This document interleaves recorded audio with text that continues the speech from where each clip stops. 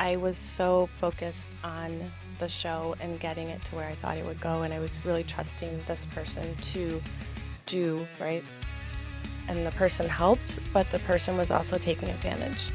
And that experience was part of why I had the breakdown, because I trusted the person, but at the same time, when you brought up the word morals, morally, I knew that I was in the orbit of someone who I didn't necessarily respect their behavior, and I just sort of kept saying, oh, it's going to be okay, it's going to be okay, it's going to be okay. Hey there, welcome back to Above and Beyond, where excellence meets elevation. I'm your host, Jan Simon, and this season we're raising the bar, diving into the passion, purpose, and defining moments of leaders who don't just aim high, they live there. Big ideas, real stories. Let's get into it. Today on Above and Beyond podcast, we welcome Peppur Chambers, an international writer, producer, and educator whose work shines a light on women's issues, social justice, and love. Her latest short film, Bastard, written and directed in response to the overturning of Roe v. Wade, follows the success of her award-winning film, Do Something, created during the pandemic in response to the murder of George Floyd. From her first film, Reparations, to her festival-bound project, Ownership, Peppur continues to tell bold, necessary stories. She's also a published author, playwright, and the creator of the women's empowerment brand Brown Betties, using creativity as a force for connection and change. Ladies and gentlemen, I give you Peppur Chambers. Welcome. Thank you, Welcome. sir. Thank you for having me. Yeah, thank you for coming on. I really appreciate it. We just met recently, but your story kind of captured my attention. Yes.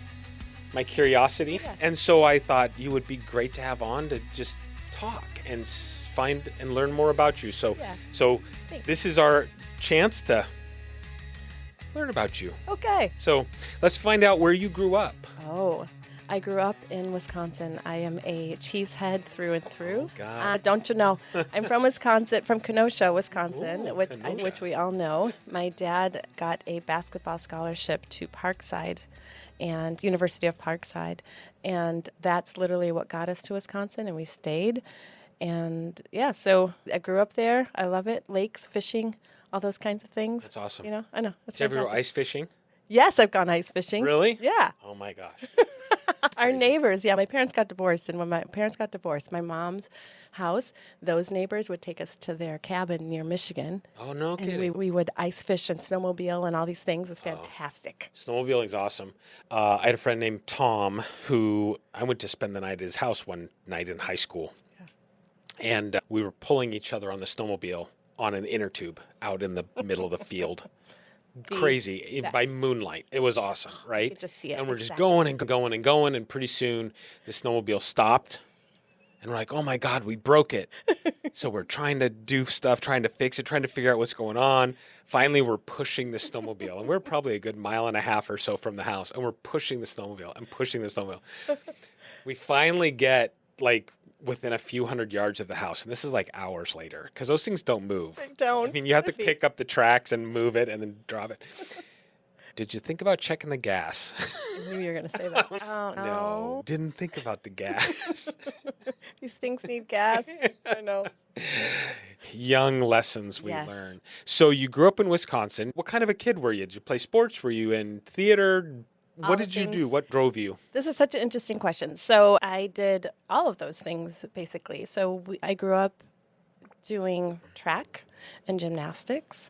And my mom, it's interesting in starting the story because when you're a kid of divorce, it's either all the things that happened before the divorce or after the divorce. So before the divorce, my parents were divorced when I was 8. So during that time, I was learning piano and I think I'd had gymnastics and I definitely had ballet class. Okay. And then after the divorce is when gymnastics started and then track started during junior high school.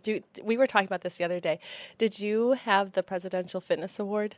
Yes. we Yes. did. Yeah. So I remember doing that. And this is in junior high school, and we had a lagoon in front of the junior high school. And that's where we had to do the running wow. part. And I remember, I could still see myself just running and passing all the boys and passing everybody. And I was like, this is great. win. And the bent arm hang, I think I won or something. I don't know. wow. So that stuff is very important, I think, when you look at how maybe for some kids, my dad's an athlete, but how some kids might be introduced to athletics because of that fitness award. Yep. Anyway, I loved running. Because it was by myself. Yeah. You could just be out there.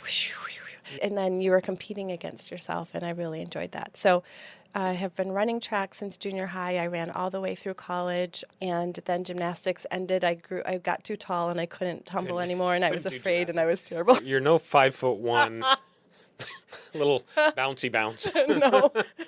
And I was not that great because I was actually afraid. It's hard to jump over the vault and do all. We watch the Olympics. Yeah. Like, that stuff is craziness. Oh, absolutely. And when you're the one doing it, you're like, oh, God. And so if you're scared, you can't be a gymnast. Forget it. So that ended in high school for sure. And then, track all the way through college. So were you a distance runner? I was, actually. I should take that back. My coach forced me to do cross country during high school so that I would stay in shape through the whole year. Okay. So I ran cross, and I got an award of best get it together person. You're not good enough for an award, but we're going to make one up for you anyways. So then were you a sprinter in actual track then? Yes. Okay. My sport was triple jump and long jump. Oh. And I still have my triple jump record at Marquette. No kidding. Yeah. How awesome is that? It worked out great. You're like a celebrity in the sports world. Totally. And I was inducted to the Kenosha Hall of Fame sports. That's awesome. Yeah. Very cool. Holy smokes. Learned something. So I was a sports. I was an athlete. My dad played basketball. My brothers played basketball and soccer. Okay. And I say that because I was like, I'm doing my own thing, everybody. Yeah. Yeah. At what point did you, because I know that you've done theater. Yes. Obviously, we talked about that in your intro a little bit. At what point in your life did you think that felt like a calling to you? Oh my gosh, I love this question because I have to think about it in my mind's eye. I always knew I wanted to be on stage. I knew there was something exciting about it. And this happened during grade school. There was an assembly, and I remember being on stage, and the song, it goes like this. What musical is that from? Oklahoma? I don't even actually know. I think it's Oklahoma or Seven Brides for... Might be Seven Brides for Seven Brothers. I know it's one of those. So singing on stage, singing that song, I don't even know what the heck the thing was. I remember being there, and I was like, this is fantastic. Everyone's staring at you, and it's great, and it's your turn. You know what I mean? Yeah. And you're allowed to be there. And that was when my love of theater blossomed. Awesome. But I did not actually sort of honor that love until after college, after all the things, because sports took center stage. And so I really didn't get into theater until, I would say, in my early 20s. Oh, wow. Yeah. Okay. There's a song and dance musical theater thing in high school. But other than that, if I'm being true to myself, I wasn't in any really plays. I didn't have that lifestyle until later. Gotcha. Was that because you felt like you were driven more towards the sports, or was that, okay. Yeah, so, sports, it takes up so much time, and there just wasn't... Yeah. Your high school, was it a large high school or was it smaller? Yeah, 4,000, something like this. Oh, gosh. So it was big. It was pretty big, yeah. And that was not your graduating class, 4,000? No, graduating class was 400 something. Okay. I know this, I'm laughing, but I was a senior class president, and so I remember. That's funny. Did you, growing up, let's just kind of focus mostly on maybe early college, but college and high school and before, were there any moments in time where you felt like you didn't fit in, or you got kind of ridiculed or pushed aside, or things where you had to go internal to figure out a way to move forward? Oh my gosh, yes. You're hitting me in my stomach right now. So for those that don't know, I'm a Black woman. And, I grew up in Wisconsin in a mostly white world. My parents are Black. Our family is Black, but we didn't grow up with other family, no cousins, that sort of thing. So you don't get that mirror of seeing, from people that already love you for no reason to really see who you are. I had Black friends, I had Black community, but most of my friends are white. And because of that, I'm pausing because I enjoy my experience, and whatever anyone else's experience it is, that's just what it is. Yeah. But when you are in that environment and you are the person that's different, sometimes you notice, sometimes you don't. And then if you don't notice, then there's that event that lets you know that you are a different person. And there's a couple things that stick out. Hold on, I have to take a drink. Yep. My acting coach tells us that when this happens with your voice, that your like emotion is trapped there. Yep. And so I think that's what's happening. So I had a friend was this junior high or high school? Must have been in junior high school. And so we're all over there. It's like 4 of us girls. And her mom says something to me like, yeah, I don't like black people, Pepper, but your family, you guys are okay. And we like you. And Wow. and so that moment, because you're so young already, even when I say it to you and I'm looking at you saying it, I was standing, we were going to go down in the basement and have fun. I'm still in this moment at this age, still standing there at the top of the stairs, not knowing what to say to this woman that said Yeah. that to me. As a pride, am I supposed to say thank you? Am I supposed to say, hey, lady, that was rude. Let me get out of this house right. You know what I mean? Yeah. And so those small moments, and that's an adult. You know Yeah. what I mean? Did I have kids? I don't remember anyone saying terrible things to me or, but I bring up that moment because number one, it stuck with me. And number two, I think it really shows what Kenosha can be like. Do you think, and kind of digress, and sometimes my mind goes in I'm odd with you. places, so Yeah. bear with me. I feel, and they say the innocence of a child. As Yeah. kids, we don't see that. And I don't want to say we don't see the differences, we don't see the colors, we don't see whatever that is. But I think as kids, there's no labels on stuff. You make me feel good when I'm around you. I enjoy being around you, so I want to be around you. Yeah. And then as adults, somewhat interject their bias or feelings or Yes. whatever it is, Okay. things start to turn. Do you feel like as you got older, that started happening more and more? I think in a way, I say more and more because maybe it was presented to me or I witnessed it, for example. I have a feeling that my parents probably witnessed more of that than what I saw, Yeah. until that moment. Yeah. So I would say yes, things kind of come out here and there and for whatever the reasons are. Yeah. And it's interesting with our family because my stepmom was a teacher and, retired from teaching, and my father was HR. And so we were just sort of this family where somehow, I don't even really know how this happened, but we were a visible family. Okay. We were in the paper for different reasons. And because my stepmom was a teacher, she knew all the kids, coming up. And so I feel like, it's funny to say these things. I think about what I'm saying and how it can be perceived, but we definitely had a sort of, I don't know, a pass card, if you want to say. Oh, You interesting. know what I mean? Yeah. And that's, folks that are hearing me, I know you're hearing me, but that doesn't mean that the pass is always valid. Anyone can take it away at any time. Yeah. There's no safety in that. And so that was a moment of there's no safety. And, that was a moment where I really had to look at myself. And I don't remember if I told my parents that happened at that time. I know I've told them since. But where I had to really look at myself and say, who are you? And who do you want to be? And are you someone that sticks up for yourself? Number one, that's one side of it.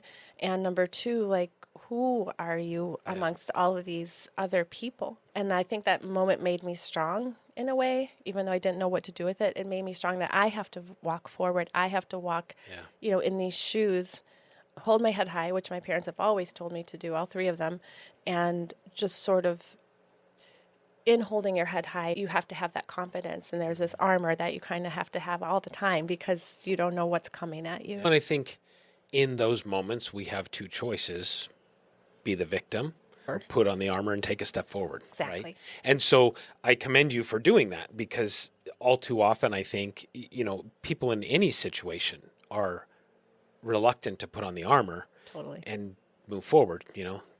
I think sometimes maybe it's easier to be the victim, Yeah. although not. But Or to not know, I want to process what you just said. The word victim, I think, is doing something to me, but to shy away from your power. That is victim. But to shy away from your power. And so you can be like, oh my gosh, I'm nothing, that lady just said. Right. And then live in that for the rest of your Right. life. let somebody's words define who you are. Yeah. And I think it's interesting because I even think about myself and growing up, and I've shared earlier on the podcast in different episodes where I was picked on quite a bit. My dad was a teacher. People didn't like my dad. Older siblings that had my dad didn't like my dad, so I got the brunt of that.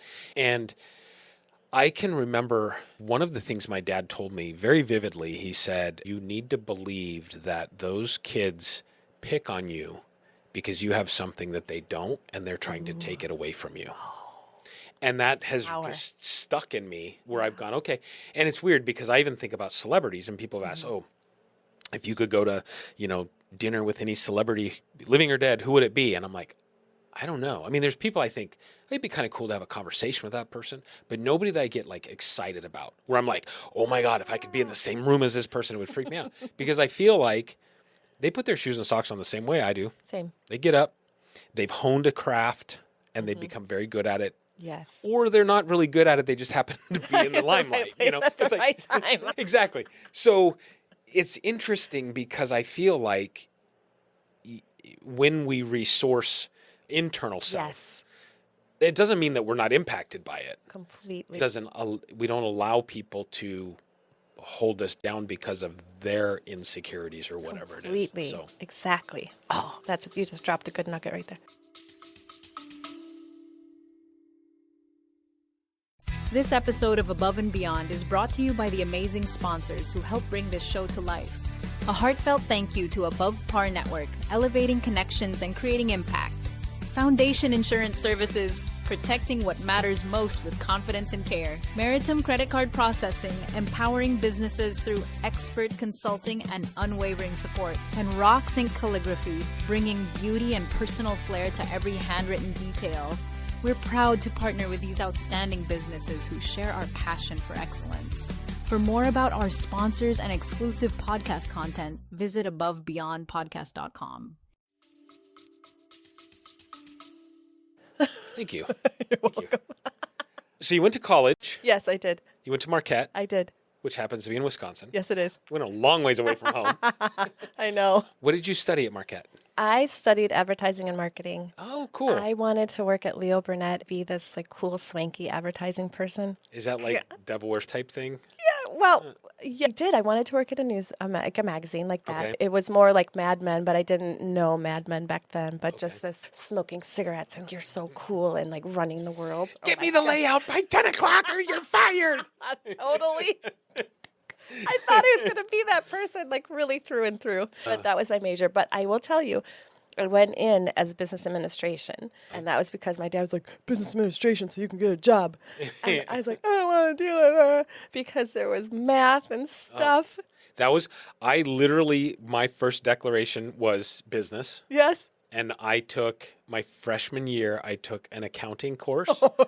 And I'm like, I am out. I am not doing this. If this is what business is, I want nothing to do with it. So there's a story again where I have these visual memories and running track. And I had a stats class at night after practice. Oh my God. It was brutally awful terribleness. Oh, so I'm sitting in this, these terrible chairs, and I'm full of sand because I was doing triple jump and all this.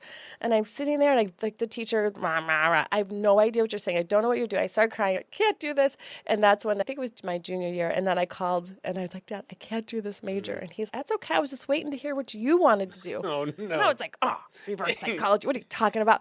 So funny. So That's rude. Awesome. Oh my gosh. So advertising and marketing. When you finished school, Yeah. did you finish with advertising and marketing degree? I did. Okay, and then did you go to work at the big magazine? No, What'd you do? never happened. Oh no. God forbid.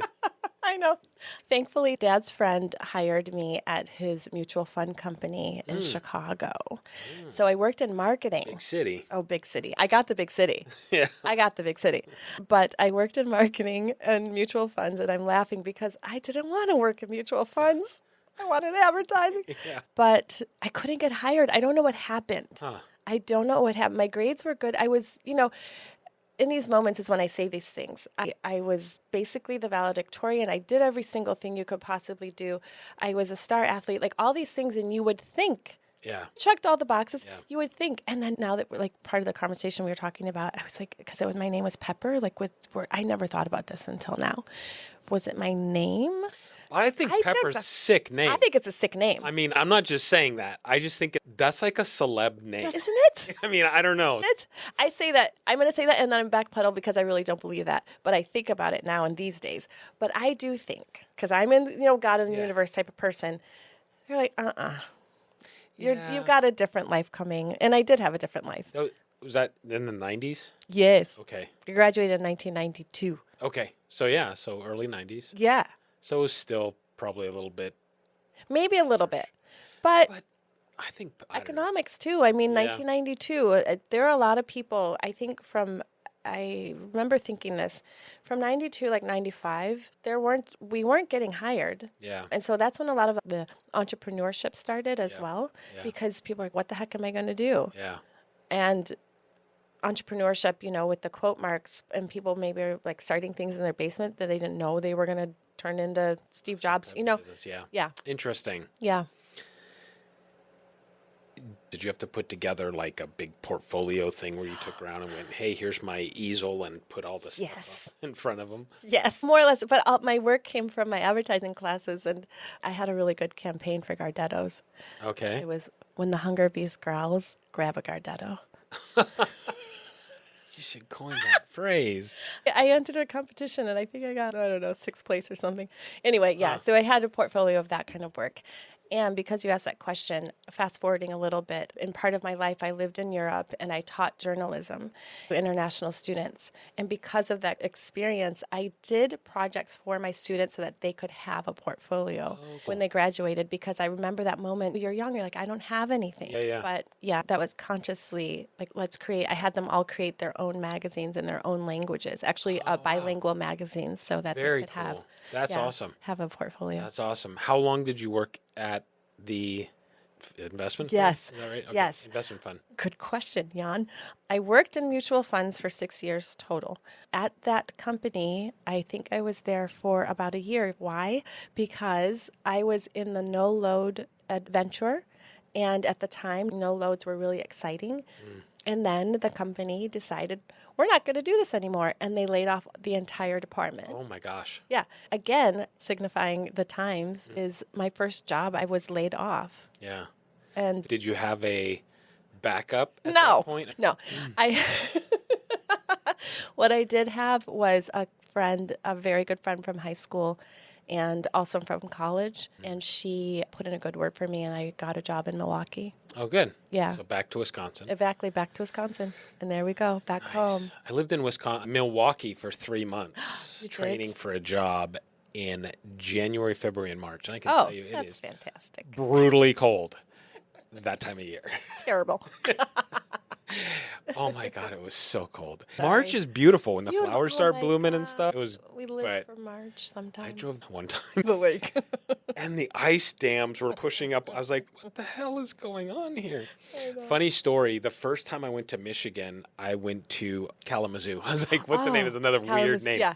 Went to Kalamazoo. I was in Michigan for some stuff, but I had to go to Kalamazoo to visit some agencies there. And I thought, I'm close enough to the lake. Yeah. I'm going to go look at Chicago. So I drove over to the lake from Kalamazoo. And I'm like, this is the first time I ever saw one of the Great Lakes. And it was like, I was floored. Because I grew up in the Pacific Northwest by the ocean, by the sound, I should say. But it was insane to me that a lake could be that big. Yeah. Huge and beautiful. Yeah. So Nice. you lost your job, got another job. We're still working with the finances. Mm-hmm. But at this point, you got to be getting close to deciding, hey, this whole getting on stage thing kind of excited me when I was younger. Exactly. How did you get back into that? Yeah. Okay. I got into entertainment by 2 things. So I wanted to be a singer. Okay. And I know that you know this about me a little bit, but I wanted to be a singer. Got to tell our listeners. I know. And this is because the singing stuff, I've got spurs that jingle, jingle. That it was always there. I just couldn't honor it in a way. You, and sorry to cut you off. Yeah. In the singing stuff, Yeah. was it more show tune singing, or were you into big ballad opera, or were you into like mainly Pop star, like Okay. Whitney Houston and all these things. I would record. I would sit in my room, close the door, and everyone get out. And then, back in our day, you would listen to the radio, and then with your boombox, with your blank tape that cost like $3 and all your allowance, Yeah. you would sit there and record the songs on the radio. Whitney Casey Houston. Kasem's Top 40. Totally. We would wait. Oh my God, I could giddy with excitement thinking Yes. about it. And you'd wait for the song, record it, and then I would practice with those songs. And I would like vocally practice. And I think my voice is close. I'm not Whitney Houston, that's not what I'm saying. But the key that she sings in is what I would try to So like a emulate. soprano. Yeah.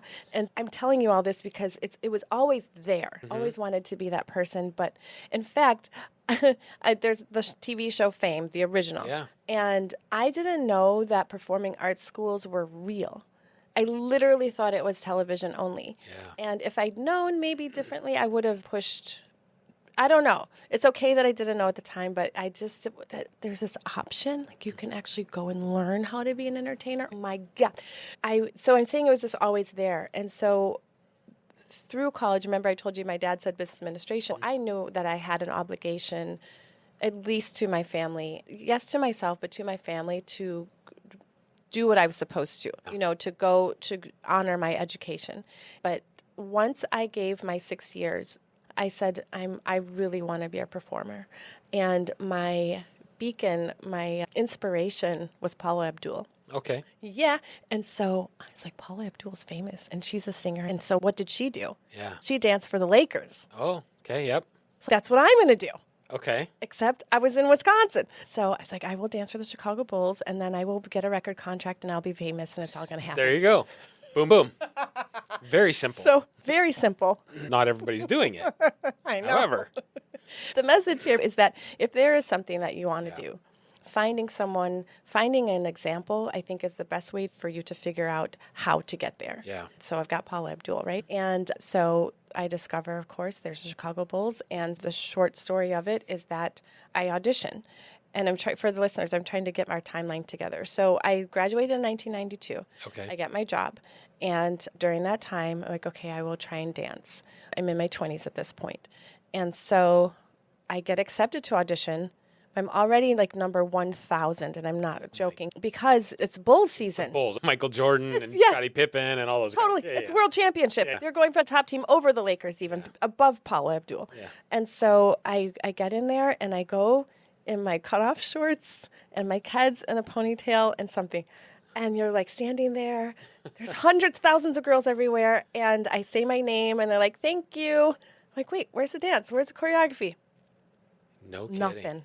No kidding. Oh my God. It was, and I love, this is kind of like the woman at the top of the stairs moment, because that's exactly when I learned. I'm like, oh, this is a business. This is a whole thing. This isn't for Pepper to show up and want to do what she wants to do. You are a part of something that is a big world. Yeah. And so then, and I will shorten this part of it, took me 3 times to try out. So this is a 3-year commitment. Okay. Finally make it. And in between there, because I got laid off, I moved to Milwaukee, and I danced for the Milwaukee Bucks. Okay. Smaller market. I made it. And no disrespect because of the lovely Milwaukee Bucks. Yes. But I knew what I was doing then. I made that team, and I used that as building my resume. So again, I'm a part of an organization. My job is to market this organization, to represent it, Yep. and to do my job on the court. And by the time, again, it took me a little while to keep auditioning for the Bulls. And when I finally made it, I was like, okay, I made it. Like, this has been my goal. Yeah. And then once I was there, I was like, where's the singing? Like, where's the famousness? You know, Oh, yeah. I was laughing because it's not ridiculous that I tried. And none of it is ridiculous. I'm just laughing that it actually didn't happen when I just believed. Yeah. I was like, I will get noticed. Someone's gonna, because this happens. Yeah. Oh, absolutely. It can happen. So why not me? Why Right. not you? Why Right. not anybody? It didn't happen. But what did happen is I learned how to present myself. I learned hair. I learned makeup. I learned poise. Not that I didn't have poise and all of that stuff before. I wouldn't have made the team without it. But just the elevated level of it, so that I can walk into any room. You know, I'm still a tomboy. I'm still like really this Wisconsinite girl Yeah. at heart. But it was just a life-changing moment where it showed me a lot of things about myself. What were you going to say? I was going to ask you a question, but finish your thought. The other side about it is I always like to show the good with the bad. It also showed me that my confidence was not as strong as I thought. How the team works is that you have to audition for each game. So yes, you're on the team. You made the team, right? Okay. You're put into squads, and then there are 2 different squads that perform for each game. This is how it was. And then it's a rotation. So as things are rotating, just because it's time for your squad to perform for that game, you still have to audition. Oh, wow. Exactly. So the competition is fierce. The girls are awesome, but the competition is fierce because, you know, the choreography for that game may not be your choreography. And so you're constantly like, am I good enough? Can I do it? And so if you're not good up here, the brain, It messes with you. Yeah. And so that was experience. As happy as I was to be there, it was also really challenging because I had to constantly prove to myself even that I was good enough. And I just like to share that because, you see everyone's like, wow, you dance for the Bulls and you met Michael Jordan and you give autographs. And I'm like, yeah, I was doing all that. But also at night, I was like, like having a moment. It's the thing we talk about with businesses. You see the front. Yes. But you don't see past No, you don't. the facade in the front. Yeah. So what I was going to ask is through that, I mean, that was a 3-year process. Yes. Just to get to the Bulls. Just to get there. And then when you're on the Bulls, to me, what I'm hearing you say is you're getting pretty much told it's what's that Dance Moms? There's Yeah. like a TV show or something like that. this, yes. And I watch it and I think, why would you subject your children to this? But so through that whole process, through the 3 years of tryouts, how long were you on the dance team for the Bulls? 1 year. Just 1 year. So my question is, I hear you. were there times where you just went, is it all worth it? Is this worth it? All the time. Yeah. All the time. And then that's when your personal drive, that's when that steps up. So even though we all have that person on the shoulder, or we have that quiet voice that's bringing us down, the other voice has to be louder. Yeah. It has to say, listen, sister, you're here for a reason. Remember? Yep. Get your crap together. Yeah. Learn the routine. Get out there and do what you're supposed to. Yeah. That's it. Yeah. There's no other choice. And so thankfully I have that voice. Not all of us do. Like some of us are working to get that voice to be as loud as it possibly can be. But that would keep me going. And I needed that. I didn't need it from my parents or friends or girlfriends on the team or anything. It has to come from me. Otherwise, I would quit. Otherwise, That's so powerful. I think about, and you're making me reflect back on my athletic career, Yes. we'll call it, or lack thereof. But there were times, I mean, when I was in wrestling, I can remember multiple times, just what the hell, what I'm doing? Why am I doing this? Exactly. But then you win another match or you get something, now you get that euphoric high and you're like, I can do this, or you need to prove somebody wrong. Somebody says something that just hold my beer, exactly. type of thing. Watch me. Yeah. So it's that thing, but that's incredible, and again, commending you for not losing sight of that dream. Yeah. Thank you. So you were on the Bulls for a year. You never became Paula Abdul. No, I didn't. Because you're sitting here, and I don't think she'd come visit me. Paula, meet her though. Oh, did you? But yeah, I would. But it's important because if you are one of those people that believes in manifestation, I did meet her. Yeah. Do you know what I mean? And I wouldn't have met her if I didn't follow that dream. Did you ever think about being like one of Paula's dancers, or one of Janet's dancers, or something like that? Of course. Yeah. I mean, oh my gosh, I don't even know what you want to know at this point. Okay, so listen. When you're a performer, you're still an entrepreneur. So you still have to look, okay, what are my opportunities? What path do I need to do? How do I need to prepare myself? So for me, because I wanted to be a singer, I was choosing dance as my entry in and hoping that it would get me there. And so as you're looking at it, you're like, okay, should I be a backup dancer? Do I audition for every video out there? What do I need to do as a dancer in order to get work? And there's two sides of that. The timeline is off a little bit as I'm telling you this, but I did do this. So there was a group called Public Announcement, and they were a part of R. Kelly, R. Kelly. But they separated from R. Kelly, and they were their own group. And so I was a backup dancer for them. Oh, wow. Yeah, which was great. And we toured around all over making this evergreen. I was watching the VMAs, and I was like, oh, man, if I only could have danced at the VMAs. It didn't happen.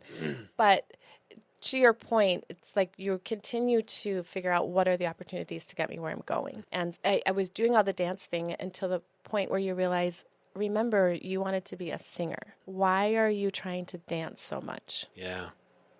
Stop.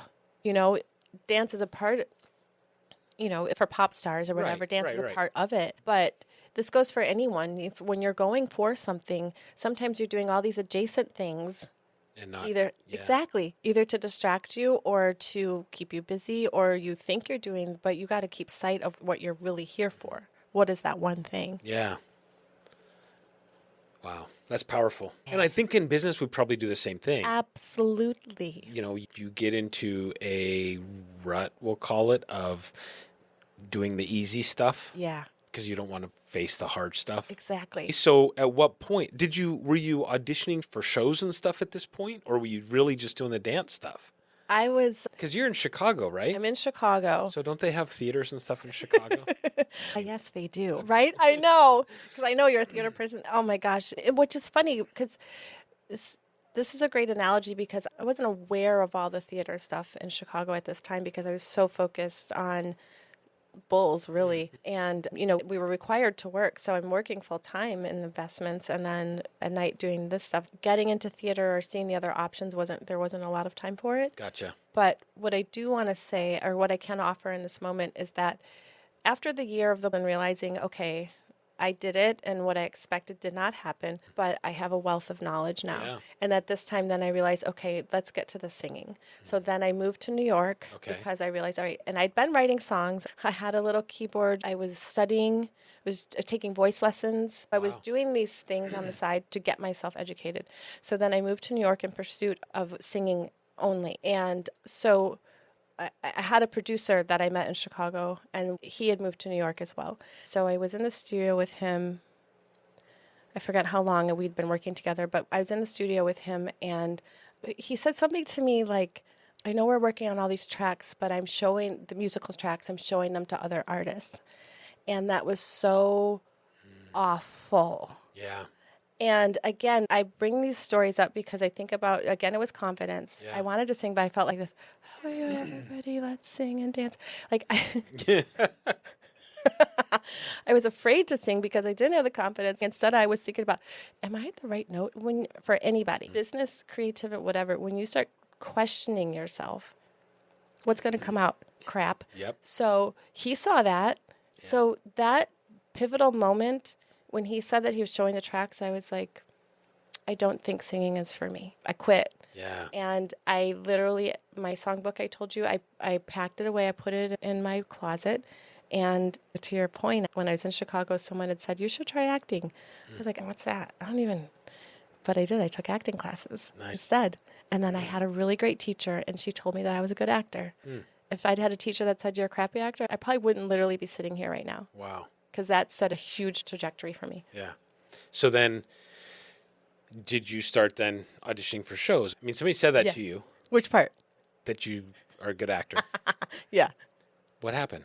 So I'm taking classes, I'm learning, and I'm starving in New York. So what do I have to do? Work. So then I get a job at a business management company. And by day, I am an accountant. Which you hated in business. Which That's why I dropped out of business school. The universe comes full circle. The reason I say that is because I learned the business of the entertainment industry by day, and I was auditioning and trying to get on shows, trying to get anything as an actor. I was in some very not great plays and just not good. And I auditioned for Stomp, trying to do all the things. And because I could sing and because I could dance and because I could act, I would try and do those sorts of things. And where did my real talent lie? It wasn't in musical theater. So you spend all these times auditioning for that. Oh my gosh, I auditioned for Chicago once and I was doing so well, and not Broadway, off Broadway. And I saw them all staring at me like, oh yeah, she's good. And then I messed. Because you started paying attention to them? And then they never looked at me again, and I was like, oh, mother fudders. So again, I say this because you got to get to what it is that you do. And for the sake of shortening this down a little bit, I did the bad plays. Then I realized what I am is I'm a writer. And because I was writing songs, which I loved, and because I was in that bad play, I wrote a play. And then I realized, oh, it's the pen. It's the pen that I love. And that led me down another path. Take me down that path. Where'd we go? Well, I know exactly. So I'm following your lead. The plays, writing plays is so satisfying. And, you and I both love theater. We love, and so those words and the coming to life on stage. And again, spurs that jingle. I was like, wow, you can create something with your words. And that is so powerful and so exciting and so fantastical. And so what I will say in terms of journey is that in Chicago I was dancing. I moved to New York to sing. Singing leads me to acting. So then that takes me to LA. Okay. Because, you're acting now. On Saturday Night Live, there's nothing to do in New York. Nothing. But I mean, I love my time in New York. It was the best time of my life. And just for journey, sticking to the journey story. So in Los Angeles, I get there. Now I'm in my 30s. I am not an 18-year-old. I am not even a 20-year-old. I'm in my 30s and trying to figure this out. And I've studied, so I can say and I believe I am a good actor because I did the work to become one. Does that mean that Hollywood wanted my acting or wanted someone that looked like me or blah, blah, blah, blah, blah? No. So I had to create my own stuff. And so what I did is I took all those songs that music producer didn't want and I turned it into a show. Oh, very cool. Yes. Very cool. Yes. But interjecting here for 1 second, because you said something that's very profound, and I think that it crosses all the things. And that is, especially in acting, in theater, in dance, in music, really what it's about is somebody sitting across from you that there's a connection. Yes. And if there's a connection, it's over in that moment. I mean, for you to stand up with the Chicago Bulls and say, my name is, and they say, Q. Thank you. Exit stage left, and it's one of those things where it's, oh my God, really? That's it? I mean, I stand here with these thousands of people and all you do is allow me to say my name. Exactly. But there's a spark, somebody sees something, right? And then they take that person and that person slowly gets elevated to whatever it is. Yeah. You took the road less traveled and wrote your own stuff. Now, did you start performing your own stuff? Yes. Okay. Where did you do this? Yeah, did that in Los Angeles. I wrote a 1940s dinner theater show. Nice. Because I love that. Yeah. I love the jazz and all that. And we did that at a couple different places throughout the years. I produced a show for about 10 years. Okay. But the very first place was called Maskers. It's no longer there. And the gentleman that ran it, he loved it. It gives me a bit of a tear, and he loved the Rat Pack. Oh, yeah. So I don't know his whole story, but he bought a club. It was intimate. It was just that place. Kind of a fun little speakeasy type totally. thing. That's cool. I was actually in a play called 1940s Radio Hour when I was in theater. Yeah. You were? Biff Baker, who I played, a guy on leave from the Air Force, comes back to be on this radio show in 1940s. Yeah. And he's a trumpet player. I played the saxophone. So it was to rewrite all the music, to play it in the key. What? But yeah, I love that music. I love that. Is this part? I know we're digressing from it. Is this particular thing, is it a radio play on stage? Yes. My friend Nicole, I think that she was in this. I think she did this in LA, and I think I went to it and saw it. Okay. Yeah. Biff Baker, I remember that. Yeah. It's a radio show, 1940s, and it's basically during Christmas, and it starts snowing very heavily. Yeah. And so they're stuck in the studio, and they're doing this radio show. I love it. And it's all, comedy and big band and totally. And there's yeah. I've seen it. Yeah. This is full circle. Oh my God. That's awesome. We were connected. Anyway, so for 10 years, you produced this show that you had written. Did you have people in it for you, or was it a single person? Oh, no. Thing? Okay. I did a single show later, but no, our cast started out with 4 women and 1 man, 5 of us. And then by the end, it grew to a cast of 8. Wow. Yeah. And the show is called Harlem's Night. And the main character's name is Harlem. Okay. It's a woman looking for love in all the wrong places. Gotcha. And the show is performed by the Brown Betties and Joe. And so I trademarked the Brown Betties, and I turned that into this women's lifestyle brand over the years. And I just created, it turned into, I couldn't even imagine. When I wrote it, it became something I couldn't even see. Really? So exciting. And this year is actually our 20th year anniversary. Is it still being run? Yes, in different ways. So not so much the stage show anymore. Our last one that was as a full production was in 2011. Okay. And then from there, I did web series. My books that I wrote are related to this brand and this story. Web series, other things I'm forgetting. But next weekend, I'm going back to LA to be with the girls. So because it's 3 days off of our very first show. No kidding. Yeah. And you stay in contact with them? Oh, absolutely. They are my heart. That is We awesome. are married with children and all these things That now. Awesome. And yeah. Isn't it crazy? The thing that I would say that I don't think you can explain to somebody who's not been in a theater world. And I don't know if it's the same on TV. I've never been on TV, but the theater world is the relationships and how tight those relationships become in that, because you're working with those people. And I'm going to say intimately for hours every single day to get to a point. And a lot of times, you're living in a character because you've got to, okay, what's the backstory? How do I bring this character to life? How do I get to where I need to be? And, whatever. Yeah. That's awesome. 20, cool. How many years? 20. Yeah. 20. That's so cool. August 2005 was our first. And I wanted to bring this up, that Maskers, that guy, if it hadn't been for him pushing me, he kept saying, Pep, I need a show here. I need a show here. He kept asking me and pushing me to do something. And if he hadn't done that, Brown Betties wouldn't exist. And so I like pay homage to him, because all of us have that one person that kind of said, do this. Even in business, take a chance, or go for that interview, go for that the higher up job. Yep. Just need that one person that inspires you and says that you can do it to let you know that you can. And that's awesome. Yeah. Very cool. So I wanted to say that. Bring me up to speed. And I know a little nugget that our listeners don't, and I'm going to get you right on top of this. You went overseas to do a one-woman show. Tell me about that. Where were you? How did that all transpire?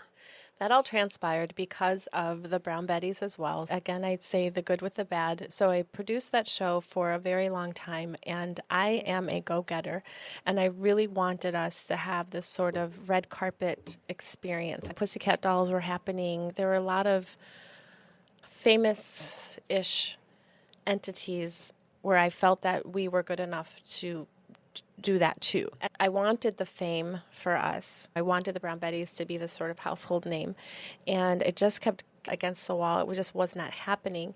And so in 2011, after that particular show, I wouldn't call it a full-blown nervous breakdown, but I definitely had a breaking point where I do this anymore. I'm exhausted. I'm emotionally not in a good place. And because of that, that is when I kind of just sort of went to that thing that is me, which is writing. And that's when I started writing my book. I was working on the book. The book became published. I'm condensing the story, but the book became published. And when the book came out is when my friend Nicole, that we were literally just talking about, realized, you're such a visual writer that this should be a one-woman show. And we had applied for the Prague International Fringe Festival with another play that I wrote, and that one wasn't working out, so we should turn this book into a one-woman show, and we called it a show about a book with a book. And so it was great. And so I read from the book. I became all the characters. Nicole directed me, and we took it to Europe. Oh, wow. Yeah, and that's how I got to Europe, and she's still there. Oh, by really? the way. Oh, no kidding. She made it. Wow. I made it there 3 years or so. She's going on, I've lost track of time, but she's gone, I think she's 6 or 7 years in. Wow. Yeah. That's incredible. Yeah. How did you get back to Arizona? After coming back from Europe, I was single. I was. I was single. And again, this is important, friends. I was like, how much longer is this going to go on? Do you want romance? Do you want marriage?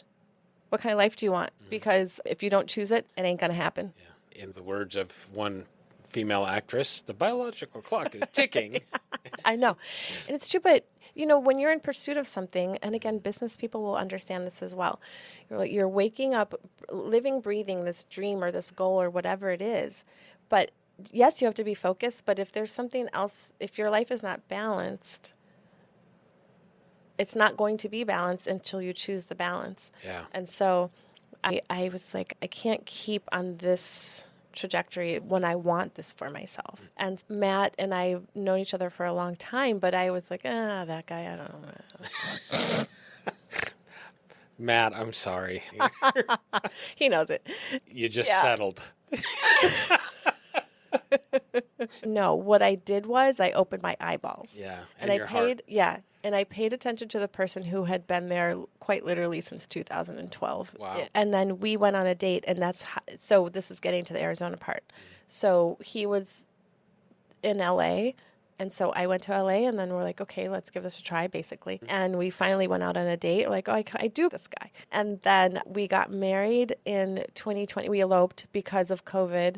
We were going to get married on November 7th, 2020, so that I could wake up on November 8th and say I got married before I was 50. But it did not work. So then we eloped. And then, then because we got married, then we realized LA, we love it, still love it. But I have family here. And so it worked out here. Talk to me about the shows that you've now put out, that you've actually, I think you said you were in Florida recently or somewhere back east maybe, and won an award for something. Yes. Tell me about your shows and what inspired you to write them. Yeah. And maybe a little bit about what they're about. Yes. Okay, so I was in Miami for the Miami Urban Film Festival, and this was for a film called Ownership, and that is, I think you mentioned in the bio, and so that one I wrote in response to, there's always something in response. The response of that one is related to slavery specifically. Okay. So this is sort of George Floyd-ish, but that feeling of people kept saying, actually around the Kenosha time, it was actually more in response, let me back up, it was really in response to what happened in Kenosha. And my own friends on Facebook and so on and so forth, people that I've known since junior high school, kind of saying, yeah, Black people get over it. Time has passed, I don't know why we're still talking about this, and get over it. And that really pissed me off. Like and I love that we have the flag here on the wall. This is our America. This is everyone's America, and we have to take ownership of all of the things that have happened. And it's not my responsibility as a Black person to take on even that word ownership of what happened. It happened to all of us and affected us differently, yes, but it happened to all of us.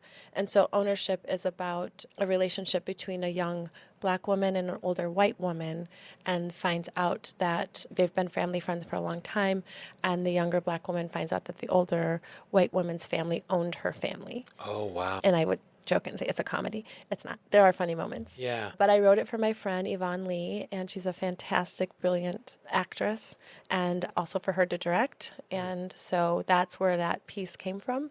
Beautiful. And we're in the festival circuit with it now. Very and cool. we were accepted into the Miami Festival. And Very cool. we were nominated for Best Short Film and Best Drama Short. Now, do you do the filming yourself, or do you have that farmed out to other people? Yes. Okay. So Yvonne and her husband started a production company, just loosely. They created a production company called La Guerlain Group, and La Guerlain Group produced it. Okay. And they did all of the things of getting, directing the film. Gotcha. Then for my part was writing it, and then a co-producer.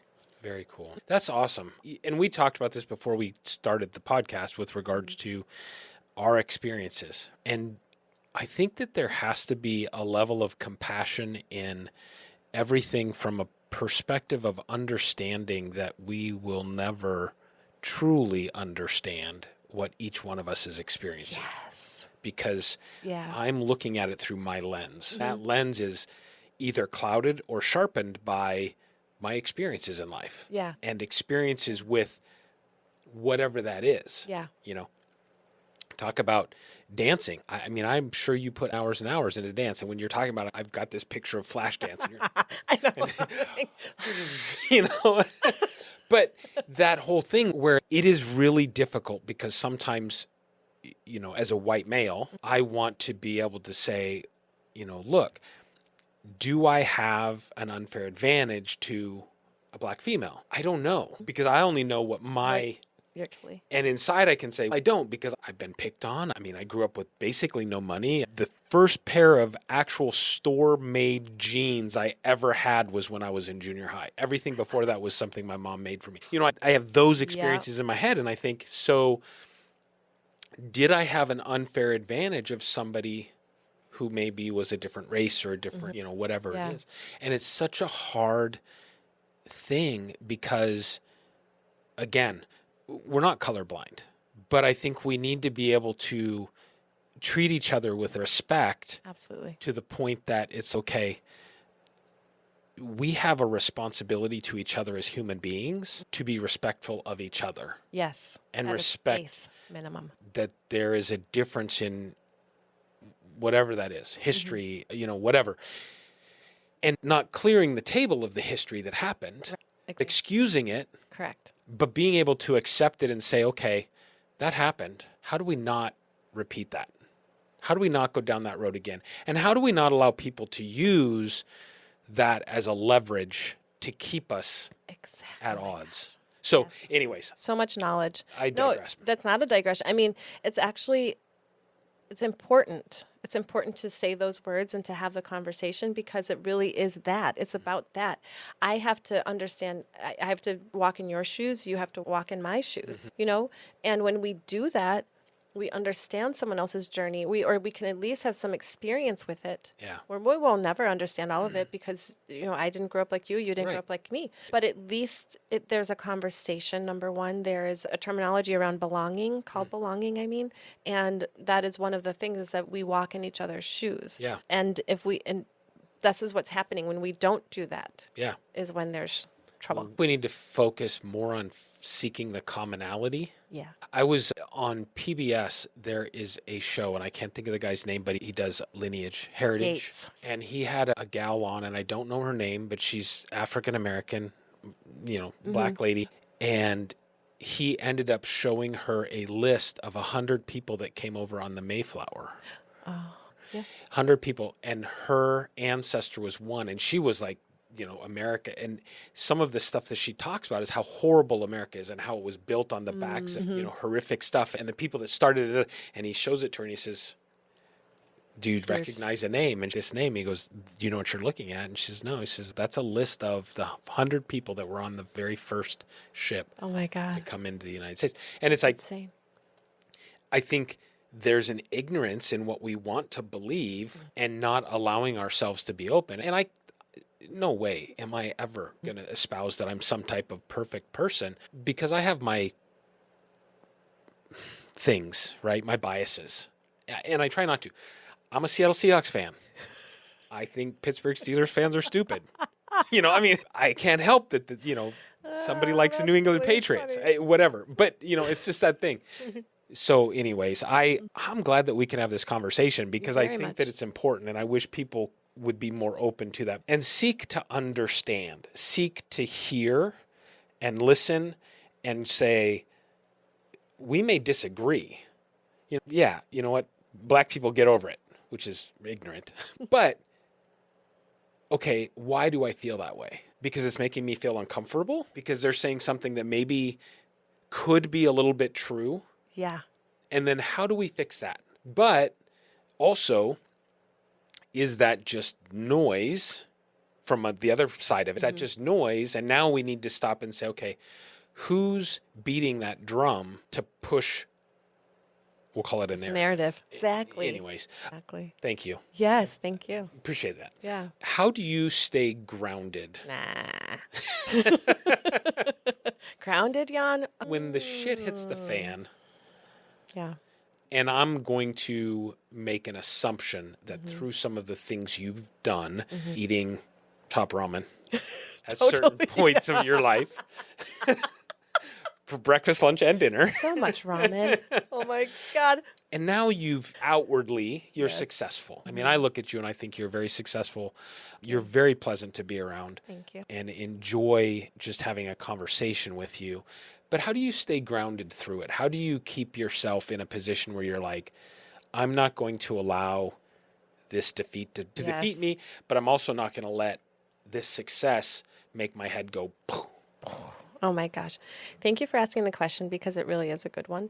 And it's a good one for me. And here's why. So to answer the question is I do have therapy and I really need that.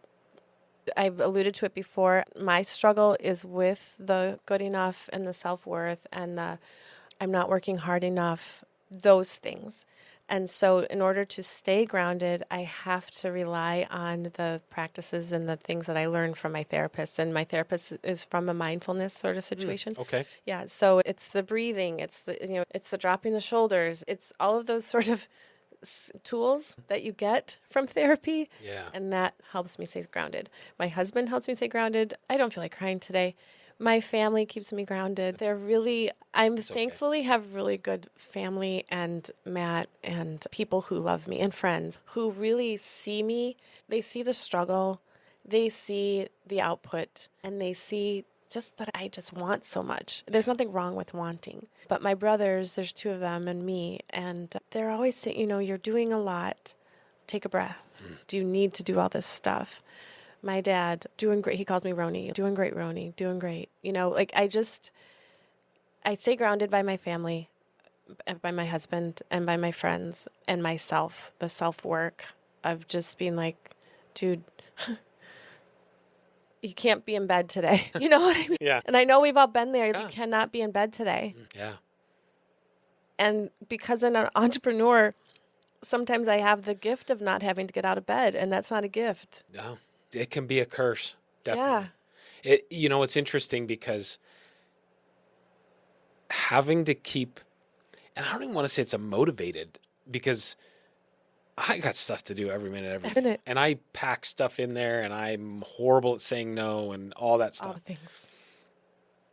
But I also have the ability to say, I'm not going to work today. I know. But I never allow myself to do it. I'm going to give you a little bit of permission. Now, there are times where I'll lay down and take a 20-minute nap. That's important. But I offset that by saying I'm only taking 10 minutes to eat my lunch, which I sit at my desk and eat my lunch. So I'm not really taking it. But that's funny. I know you're looking. It's making you look at yourself right now. Yeah. And that's what I love about these conversations is Sure. a lot of them bring back memories or make me think, how am I doing that? I know. Another question that I have, when you have been in some of these positions, and I'm going to call them leadership positions because you have been, what's one of the toughest conversations that you've had to have with somebody, and how did you handle that? If you don't mind sharing. Toughest conversations with someone, how did I handle it? Wow. You're kind of stumping me. What's coming to mind is sort of like those parental conversations where, we're all adults now and we kind of want to parent our parents and they need it. And they, When did our parents get so dumb? Wait, they've always been that way. They always, so I guess I would sum it up. There's not one example that's coming to me right now. It's that feeling of when I have to speak up for myself. Okay, here's a good one. And if my mom hears this, she was okay with it. So mom was over and she was looking at the garden and she wanted to move this little garden gnomey thing. And she's, I think it will look better over there.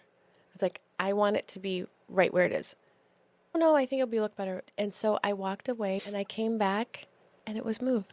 And she told me, she was like, I just thought it would be funny to move it, and I lost it. But you literally have just crapped all over me when I said, and this comes from therapy, I set my boundary, I used my word, I was very clear, and yet the person did not respond. That's a respect thing. I mean, and I'm not trying to put your mom down, but in my mind, it's a direct hit. Totally. On the, I know better than you. And even if she says, I thought it'd be funny, okay, but are you just saying that to try to soften this blow? Because exactly.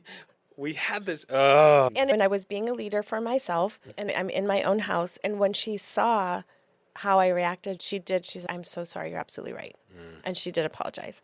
And so that is the best example I can say where lately, those are like the tougher conversations that seem to be coming as we're all aging and our parents are aging and it's turning into, we have to take care of them as, all that kind of stuff.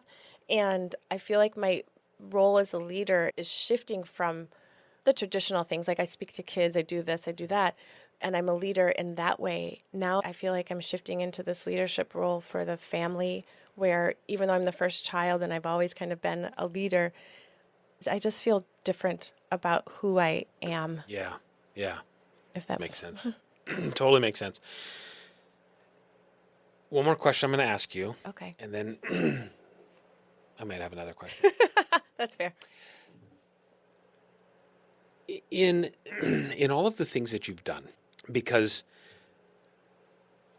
I see through the path that you've taken a very determined individual. Have you ever had to make a compromise on whether it's a value or in your direction that you wanted to go that now you look back and think, I shouldn't have made that compromise?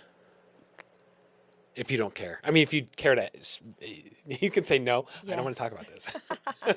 Yes. There were two pivotal moments. One dealt with the show and someone that I was working with, and that person taking advantage of me and the girls, I'll say. And that one was hard because I was so focused on the show and getting it to where I thought it would go, and I was really trusting this person to do right. And the person helped, but the person was also taking advantage. And that experience was part of why I had the breakdown, because I trusted the person, but at the same time, when you brought up the word morally, I knew that I was in the orbit of someone who I didn't necessarily respect their behavior. And I just sort of kept saying, oh, it's going to be okay. It's going to be okay. It's going to be okay. Yeah. And so that was one where I just was like, man, what would it be like if I hadn't said yes to doing all that stuff? Yeah. You know? And the other one was related to more like personal in a relationship, like I think everyone's had this where you kind of make that wrong personal relationship decision where you're thinking you're finding love, you're thinking you're finding stability, or whatever those words are for people. And then it's just not the case. Yeah. And I'll say, I don't mind being vulnerable, but I will say on the relationship side, and I say this for the women that are listening because I'm just going to go there. I really wanted family, and I don't have any kids, and I really wanted to be a mom. And so some of the decisions I made were related to trying to be a mom. And I was trying so hard. Like you brought up, I'm a determined person. I was like, this is what you have to do. This is what you have to do. And it really wasn't the right thing. So those two moments have been and were super pivotal in my life in terms of what happened next. Yeah. I like to think I'm a morally grounded person, and those moments had me looking at myself as a stranger. Gotcha. I appreciate you sharing that. Yeah. And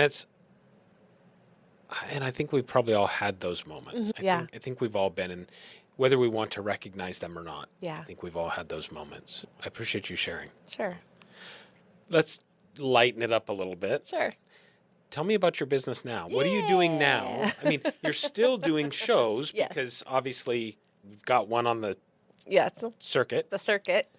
But you have a business as well that you run with your husband. Yes. Tell me about that. It's called Collaborative Sign and Design. Okay. And we are sign makers. Awesome. Who knew? I know. We never expected to be sign makers. Clearly, Matt comes from entertainment. I come from entertainment. His job changed, and this opportunity was presented to him, like to make signs. And we thought, what the heck? What I want to say about where we are now is that I admire my husband so much because he knew that he needed to pivot personally as a human, as a man, as an entrepreneur, as our breadwinner. He knew he had a big choice to make. And so he did all the things that people do to make a business happen. I don't know all those things, like he's told me, but what I mean is that there's knowledge involved with becoming a true entrepreneur, and you know what I mean. And it's all the things from lawyer to how do you source money to setting things up properly. He got to it. And we are literally where we are now because Matt had vision and he's like, this is what we're going to do. And on top of that, I know that you're always a writer. You always do the things that you do.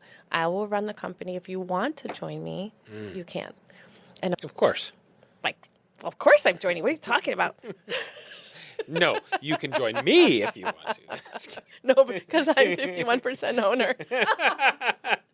Minority female owner. Hey, there are benefits you need to take advantage of. I don't care who you are out there. You find ways to take advantage of those benefits. Totally. And yes, and so we make signs. And what I do love, and this is great for the conversation because it is a pretty much 100% full circle. My advertising and marketing degree prepared me for this career. What? You don't say. Oh my goodness. Look Can at you that. believe it? That's And his awesome. MBA prepared him for this. He knew how to get us to this moment. That's awesome. It's great. So what kind of signs do you make? All the things. I know. Yeah. I know. It is an interesting thing to say. So we are project managers, we call ourselves basically, because Okay. we do not have a shop Okay. yet. So I do think that in the next 2 or 3 years, maybe 1 or 2 years, we will have a shop. But right now we're project managers. And we have a sign that we're making For me. for you. I know. Yeah. I'm excited. I'm so excited. I have it in my possession now, but I wasn't able to get it. So Thursday. I know, right? So all that to say, to answer your question, is for you, for example, you gave us your logo and you're like, I want a beautiful lit up sign. And so what that translated to is an LED sign, and it's about, I think, 18 by 18. It's going to be gorgeous. Nice. But what signs do we make? We make the big channel letter sign. So let's say the McDonald's sign. We make those. If you are at a restaurant and how do I get to the bathroom? Those are called wayfinding signs. We make those. Okay. If you wall decals, the murals that you see outside of the window, like window graphics, all of those kinds of things. Okay. And the last thing I'll say about it is my goal, because I am a creative person, is I want to make creative signs. I want to make beautiful, branded, gorgeous signs that are really just stop you as you're walking down the street. Awesome. Yeah. That's awesome. Yeah. I wish you the best of luck in doing that. I'm sure that it's not an easy business. It ain't. But it's probably a little bit of competition out Yeah, there. a little bit. But nothing is that easy, Yeah. Everything's a challenge. I really appreciate you coming on and being open to have conversation and being vulnerable with us, because I think that it's huge. I mean, we have to, in some world, I don't know if that's the right way to say it, but we need to be vulnerable, because Yeah. I think people all too often think as success, whatever, right? Yeah. We just step into it and we, they That's- don't hear the stories, the backgrounds, the stuff that happen, the sleepless nights, the eating top ramen, having to dance for the Bucks of all teams before you go to the Bulls. We love you, Milwaukee. Talk about a Exactly. compromise there. I mean, just kidding. It is funny. Hey, I have actually something for you. What? You've been No. using this glass all night. Oh my God. So I'm going to give you your own.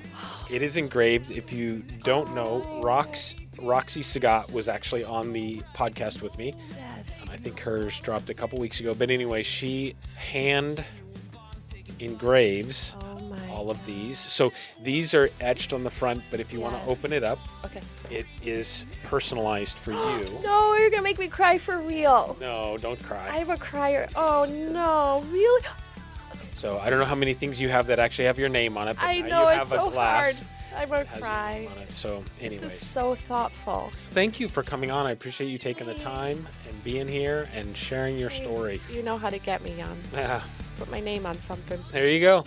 No, I'm really, and for people that don't know, it says I went above and beyond, and you really have. Thank you. You're a good Thank human you. being. You have as well, and everything that you've done to get to where you are at this point in Yeah. your life. Don't discount any of it. That's right. All right, Appreciate let's it. drink our glasses for So sound. there you go. Well done, Chink. sir. This is Peppur Chambers, and I went above and beyond. Network, we're going above and beyond, reaching new heights. In networking realms, scaling the heights. From mixers to golf, our spirits unite. APN's the beacon, our guiding light.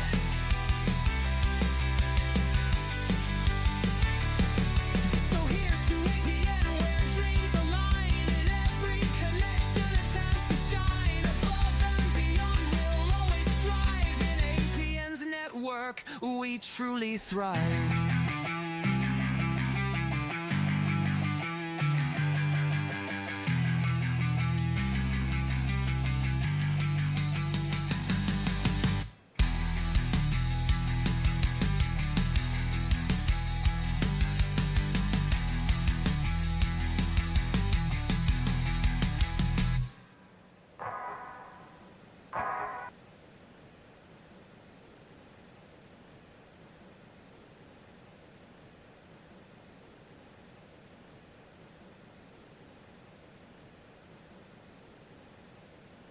Like, share, and subscribe to Above and Beyond, where excellence meets elevation. Elevate your mindset, one episode at a time.